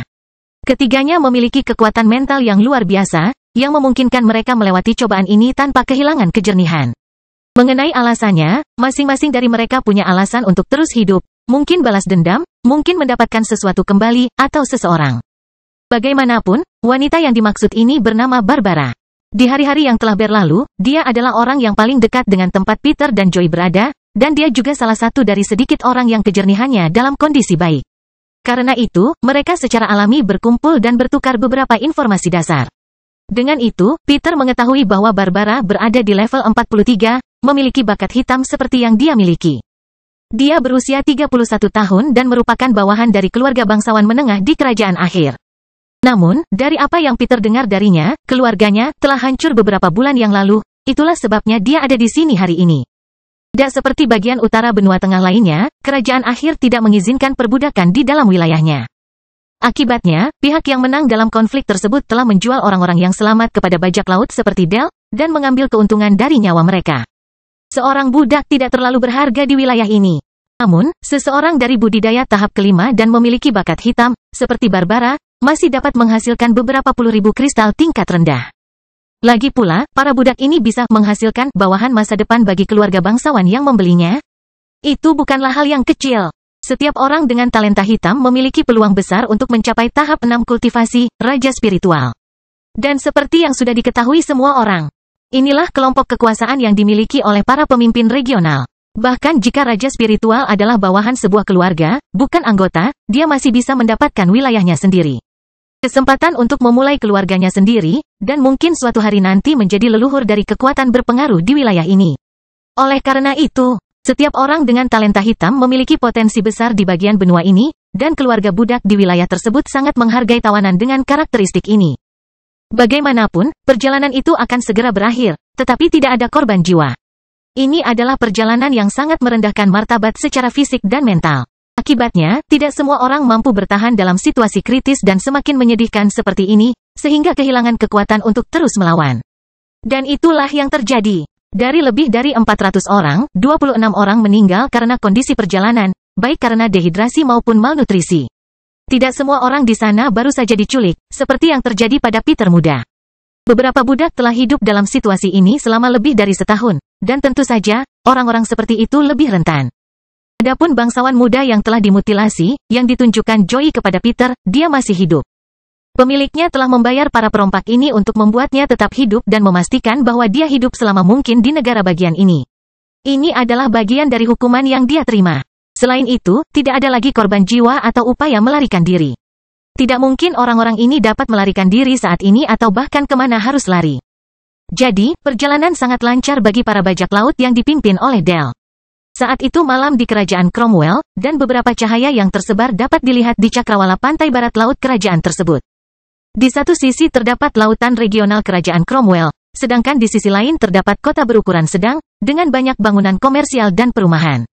Sebagian kota dibangun dengan sangat baik, dengan banyak bangunan baru dan baru dibangun, membuat kota ini sangat menyenangkan untuk dilihat. Namun, sekitar seperempat kota ini bergaya pedesaan, dengan bangunan-bangunan tua yang terbengkalai lebih dekat ke kawasan pesisir kawasan perkotaan tersebut. Jika seseorang datang ke tempat ini dari atas, pasti akan melihat kontras yang brutal antara tempat yang terlihat maju dan bersih dan tempat yang terlihat retrograd, tua dan kotor. Memang tempat ini ramai, tapi yang paling menarik perhatian adalah banyaknya kapal yang berlabuh di pelabuhan setempat. Terdapat beberapa dermaga di berbagai titik, dermaga, dan berbagai tempat sandar untuk kapal dan perahu dengan ukuran berbeda. Dan jika seseorang melihat lebih dekat, orang akan melihat lebih dari 100 kapal berhenti di tempat itu saat ini. Banyak kapal yang terlihat tua, penuh bekas pertempuran, perbaikan yang buruk, karat, dan masih banyak lagi tanda lainnya yang terdapat pada kapal yang lebih sederhana. Namun ada juga beberapa kapal yang sangat terawat dan bersih bahkan bisa dibilang mewah. Dan ini normal di kota ini. Ini adalah kota di mana Black Barket kerajaan Cromwell berada, kota Hadria, yang terletak di barat laut kerajaan, hanya beberapa ratus mil dari farmland. Kota Hadria memiliki perekonomian yang kuat, yang berhubungan langsung dengan keberadaan pasar gelap dan kedekatannya dengan lahan pertanian. Namun, selain itu, lebih dari 400.000 penduduk tinggal di kota ini, sehingga menimbulkan dinamika perekonomian lokal tersendiri. Jelas sekali, ada berbagai macam layanan yang tersedia di Hadria, karena ribuan bangsawan lewat di sini setiap tahunnya. Pasar gelap menjual banyak barang selain tawanan kepada keluarga bangsawan ini. Tentu saja perbudakan menjadi andalan organisasi ini. Namun, seseorang dapat menemukan informasi, relik, teknik spiritual, susunan, binatang spiritual, dan banyak lagi. Semuanya dicuri oleh bandit dan bajak laut yang menjual barang-barang tersebut di organisasi ini. Dan, secara umum, para bangsawan sangat senang mendapatkan sumber daya yang dipulihkan oleh para penjahat tersebut, bahkan terkadang membeli barang dari keluarga saingannya. Tentu saja, tidak menyenangkan ketika salah satu bangsawan ini melihat salah satu barang keluarganya di tempat seperti ini, tapi itu tidak sering terjadi. Keluarga-keluarga yang terlibat dalam pasar gelap biasanya tidak terlalu menderita akibat aksi para bandit dan bajak laut. Bagaimanapun, mereka dulunya adalah organisasi yang kuat dan penuh kekerasan. Bagaimanapun, banyak orang dari seluruh kerajaan Cromwell mengunjungi kota Hadria setiap tahunnya. Membuat tempat ini berkembang meskipun letaknya sangat dekat dengan lahan pertanian yang berkembang dengan baik. Dan beberapa saat kemudian, salah satu cahaya yang terlihat di kejauhan di cakrawala Hadria semakin mendekati kawasan pelabuhan kota ini. Terakhir, terlihat sebuah kapal berwarna hitam dengan bendera besar di tiangnya dengan lambang segitiga merah. Ini adalah kapal tempat Del dan kelompok bajak lautnya melakukan perjalanan bersama para tawanan yang mereka bawa dari kota tanpa nama di kerajaan ombak ke sini, kota Hadria. Dan saat kapal bajak laut itu mendekati salah satu dermaga di pelabuhan lokal yang luar biasa, Del sudah berada di haluan kapal, memandang ke kota di depannya dengan senyuman di wajahnya. Dia senang berada di tempat ini. Ini adalah rumahnya, tempat tinggal kelompok yang dipimpin oleh Del ketika mereka tidak sedang berlayar di utara benua tengah. Namun tidak hanya itu, setelah beberapa bulan bepergian dan menculik banyak orang, dia akhirnya bisa mendapatkan kristal dalam jumlah yang banyak, yang memungkinkan dia menikmati beberapa minggu di tempat ini. Del kemudian melihat ke bagian kota yang menua, yang terlihat dari tempat mereka berdiri. Hahaha, begitu kita sampai di sini, aku akan pergi ke rumah bordil Deers. Apakah kalian berdua mau ikut denganku? Menurutku iblis tua itu pasti menambahkan gadis kecil lain saat kita pergi. Dia berkata sesat saat berbicara dengan dua rekannya, yang ikut serta dalam penculikan Peter. Kekeke, tapi tentu saja, Bos Del. Pelacur kecil yang bersenang-senang dengan kita beberapa bulan terakhir ini tidaklah cukup bagi kita. Salah satu dari mereka menjawab dengan aneh. Setelah itu, kapal segera berlabuh di pelabuhan setempat, dan ketiga kompas tersebut segera melanjutkan perjalanan ke pedalaman kota Hadria sementara para perompak lainnya mengurus kapal tersebut. Bangkitnya dataran hitam bab 199, kebetulan. Setelah turun dari kapal di salah satu dermaga di pelabuhan setempat, Del dan kedua rekannya menuju kota tua Hadria, tempat mereka bisa bersenang-senang hingga subuh. Kelompok bajak laut yang dipimpin oleh Del telah tiba pada sore hari, jadi perlu beberapa jam sebelum mereka dapat mulai berbisnis di sekitar sini. Dengan itu, ketiga bajak laut itu akan memuaskan hasrat duniawi sambil menghabiskan waktu. Pokoknya, tidak butuh waktu lama, dan ketiganya sudah melewati jalanan sibuk kota ini. Jika Peter ada di sini, dia akan melihat betapa berbedanya orang-orang di tempat ini dibandingkan dengan kota kering. Meskipun tidak banyak perbedaan sosial antara orang-orang biasa di jalanan kota Minos, namun di Hadia, keadaannya sangat berbeda. Di kota kering, jika orang asing mencoba menebak asal-usul seseorang hanya dengan muncul, dia mungkin tidak benar. Selain para prajurit angkatan darat yang berpakaian serupa, sebagian besar penduduknya juga berpakaian dan berperilaku sangat mirip, seolah-olah mereka berasal dari kelas yang sama. Sebaliknya di kota Hadia, orang dapat dengan mudah mengetahui status sosial orang-orang yang melewati jalan-jalan di tempat ini. Ada kelompok pertama yang mudah dikenali, memiliki ciri khas kerah metalik di bagian leher. Inilah para budaknya. Kelompok lain yang mudah diidentifikasi adalah para bangsawan. Mereka jarang terlihat di sekitar sini, karena proporsi orang dengan latar belakang tersebut di tempat ini sangat terbatas. Lagi pula, ketika beberapa lusin bangsawan melewati Hadia setiap hari, ribuan orang dari berbagai asal berbeda lewat dan tinggal di sini. Para bangsawan berpakaian sangat bagus, memiliki sikap arogan dan otoriter, bahkan dalam banyak kasus berpenampilan seolah-olah mereka adalah orang-orang pilihan dari surga. Tapi mungkin yang paling menarik perhatian dari orang-orang ini adalah bahwa mereka terus-menerus ditemani oleh banyak budak, dalam banyak kasus adalah wanita. Sedangkan untuk kelompok sosial lainnya, bajak laut dan bandit seringkali tertukar satu sama lain. Mereka berperilaku sangat mirip dan datang ke kota ini untuk tujuan yang persis sama. Dan mereka biasanya terlihat sama kotornya, mengenakan pakaian yang sudah tua dan kotor. Terkadang beberapa dari mereka berjalan di jalan tanpa bertelanjang dada, memperlihatkan dada dan punggung yang penuh bekas luka dan tato. Terakhir, ada kelas bisnis di tempat ini. Merekalah orang-orang yang benar-benar membuat pasar gelap berhasil. Kelompok semacam itu memfasilitasi pertukaran sumber daya keuangan para bangsawan, dengan barang yang dikumpulkan oleh bandit dan bajak laut. Mudah untuk mengenali mereka. Jika seseorang melihat seseorang berpakaian bagus, namun tanpa kerumunan budak, ditambah pengawal, maka hanya pedagang pasar gelap yang tersisa. Bagaimanapun, ini adalah kota di mana kelas sosial terdefinisi dengan baik, yang mungkin sangat baik bagi sebagian orang, dengan standar yang tinggi. Namun sangat buruk bagi mereka yang memiliki ekspektasi lebih rendah terhadap populasi ini. Lagi pula, ketika Del dan kroni-kroninya sedang bersenang-senang di rumah bordil Deers, sekelompok tawanan sudah menyadari bahwa mereka telah dihentikan selama beberapa jam. Pada titik ini, setelah mendekati daratan, suhunya tidak terlalu tinggi, sehingga menjadi lebih nyaman bagi orang-orang yang terjebak di dalam kapal tersebut. Selain itu, saat ini, kelompok yang terdiri lebih dari 400 tawanan telah diberi makan dan minum dalam jumlah yang lebih besar. Bagaimanapun, mereka akan segera dijual di pelelangan budak, jadi mereka perlu terlihat sedikit lebih baik. Karena itu, Del memberi wewenang kepada seluruh budak untuk menerima makanan dan air secara lebih teratur hingga mereka diserahkan ke pasar gelap di kota Hadia. Pelelangan budak merupakan acara 2 mingguan di Hadia, di mana banyak budak yang dilelang. Biasanya beberapa lot dibagi antara talenta para budak, dengan lot 1, dengan tawanan dengan talenta biru, yang umumnya digunakan dalam pekerjaan kasar, di ladang tanaman, pertambangan, Del. Lalu ada lot 2, yang berisi tawanan dengan talenta hitam yang biasa digunakan dalam reproduksi manusia atau sebagai kuali manusia. Sedangkan untuk jumlah, umumnya lot 1 berjumlah 30 hingga 50 tawanan, sedangkan lot 2 berisi 3 hingga 6 budak. Tidak mudah mendapatkan orang dengan talenta hitam. Lagi pula, tidak banyak orang seperti itu di keluarga bangsawan. Tapi selalu ada 1 atau 2 pilihan di pelelangan bagi orang-orang yang ingin membeli tawanan 2. Meskipun bagian utara benua tengah tidak pernah mengalami pertempuran besar dalam beberapa ribu tahun terakhir, ini bukanlah tempat yang damai. Masalah terus datang dan pergi. Dan naik turunnya keluarga bukanlah hal yang jarang terjadi di sini. Oleh karena itu, pasokan budak dengan talenta hitam hampir konstan. Tentu saja, biasanya tidak banyak budak yang dilelang. Tapi tidak sulit bagi keluarga bangsawan untuk mendapatkan 10 budak seperti itu dalam setahun. Bagaimanapun, saat ini, Peter dan Joey sedang duduk di sel mereka di dalam kapal. Berbicara dengan suara pelan, tiba-tiba Barbara yang satu sel dengan Peter menghampiri mereka dan berkata, "Sepertinya kita sudah sampai di tempat di mana kita akan dijual. Kami sudah tidak beraksi selama beberapa waktu, dan mereka bahkan memberi kami lebih banyak air dan makanan. Itu pasti karena kami hampir memenuhi harapan mereka." Pria yang lebih tua mengatakan ini sambil menghela nafas dalam hati. Apa yang akan terjadi selanjutnya tidak pasti dan sangat berbahaya. Jika beruntung, mereka akan hidup beberapa tahun saat digunakan untuk reproduksi manusia.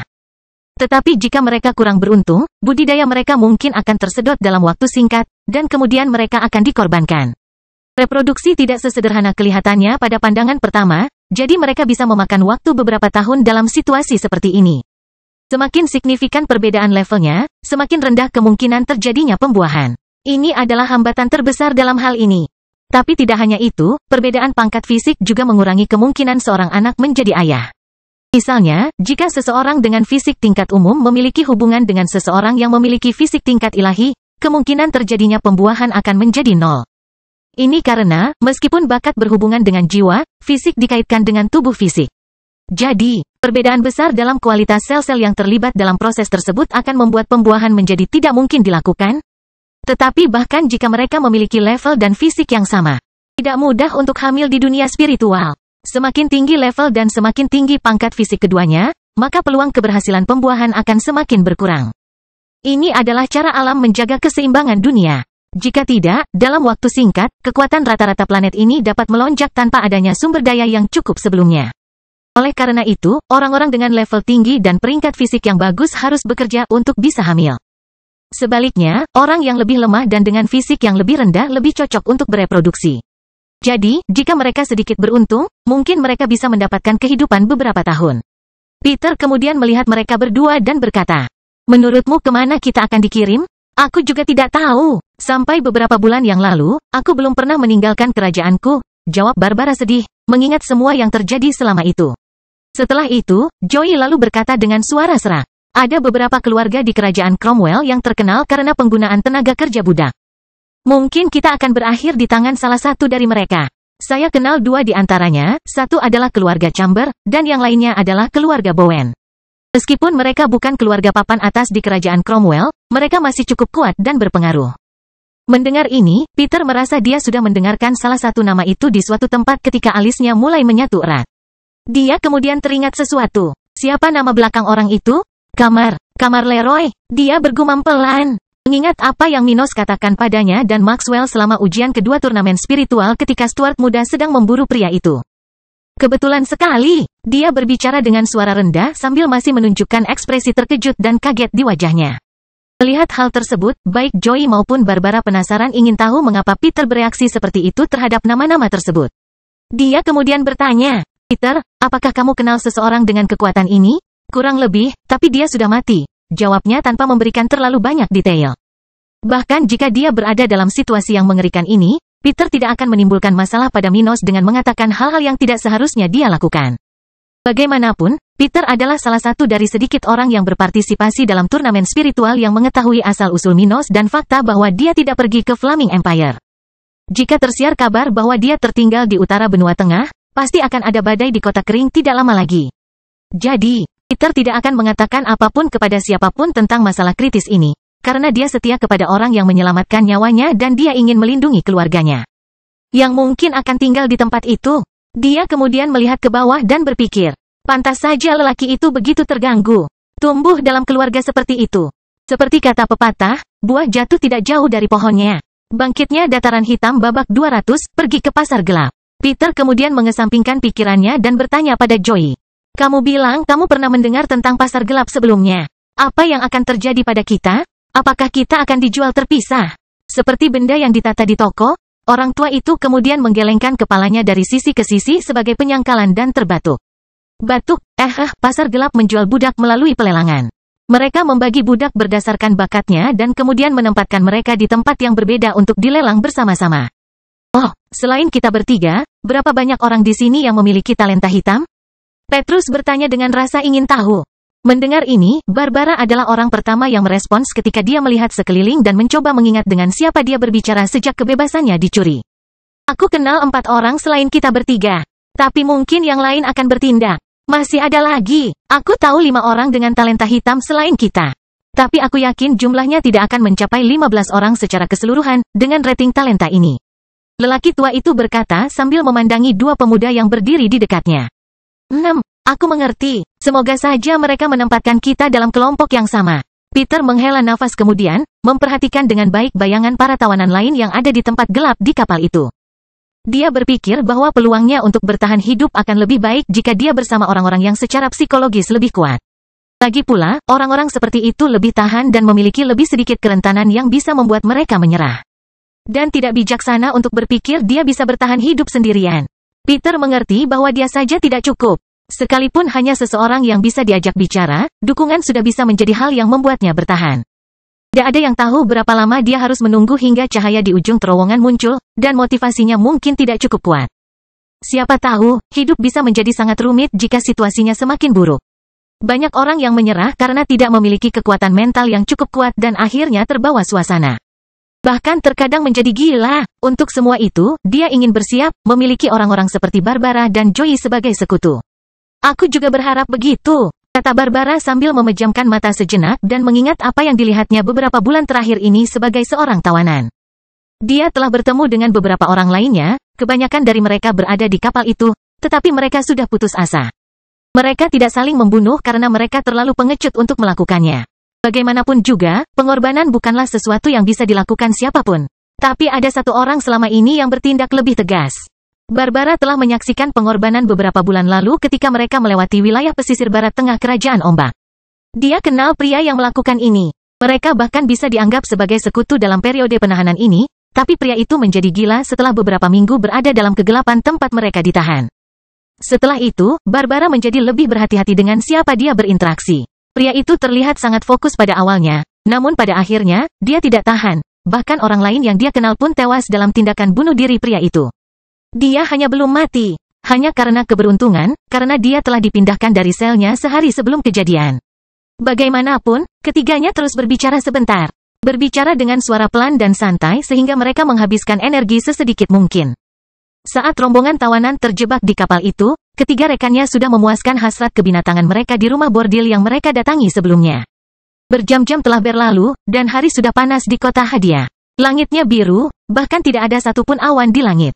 Rasanya seperti hari musim semi, dengan suhu yang menyenangkan dan angin yang khas di kota tepi pantai manapun.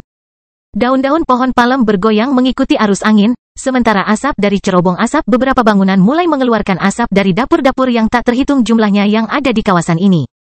Saat itu adalah waktu sarapan, dan aroma roti dapat dengan mudah tercium di udara, bersamaan dengan suara gerakan pertama yang bergema di seluruh kota itu.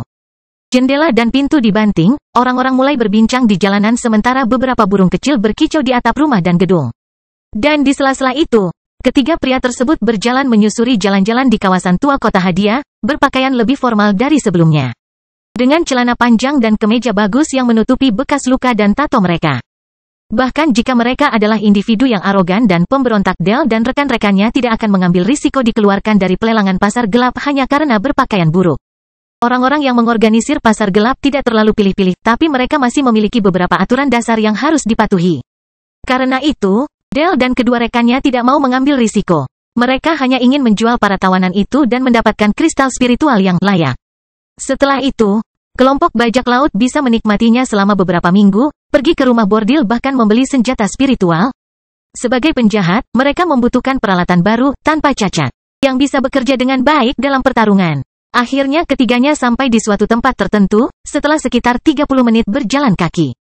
Mereka bertiga berangkat pagi-pagi sekali untuk datang ke sini, ke markas pasar gelap Hadiah, tempat lelang 2 mingguan berlangsung. Di tempat mereka berada, terdapat sebuah bangunan besar berlantai 6, yang dari luarnya bahkan bisa disamakan dengan sebuah arena karena bentuknya yang tidak biasa dari luarnya. Tapi ini bukanlah sebuah arena. Tidak, di dalam, ada bangku penonton besar, dan di seberang kursi pelanggan, ada panggung di mana benda yang dilelang dipajang. Selain itu, bangunan tersebut memiliki beberapa ruangan di 6 lantai, tempat berbagai barang dijual dan ditukar di tempat tersebut. Pokoknya mereka bertiga tidak mengagumi keindahan bangunan itu dan segera masuk ke sana, mengikuti arus orang yang datang dan pergi dari tempat itu. Saat masuk, mereka segera melanjutkan ke bagian tertentu dari pasar gelap, di mana para bajak laut dan bandit dapat berbisnis dengan organisasi di balik tempat ini. Dale telah melakukan ini berkali-kali sebelumnya, jadi dia mengetahui tempat ini sebaik telapak tangannya. Kemudian, dia langsung menuju ke tempat yang dia tuju. Dan tidak lama kemudian mereka sampai di sebuah koridor besar, di mana terdapat banyak pintu, di kedua sisi tempat itu. Seorang wanita sedang duduk di kursi di belakang meja, sementara beberapa penjaga terlihat setiap 20 meter di bagian gedung tersebut. Ada juga satu orang yang dihadiri oleh wanita itu pada saat Dale tiba di sana. Waktu berlalu, dan orang lain telah memasuki salah satu ruangan di koridor itu ketika wanita itu tiba-tiba berkata, "Yang berikutnya bisa datang." Setelah itu, ketiganya mendekatinya, dan kemudian mereka mendengar sebuah pertanyaan.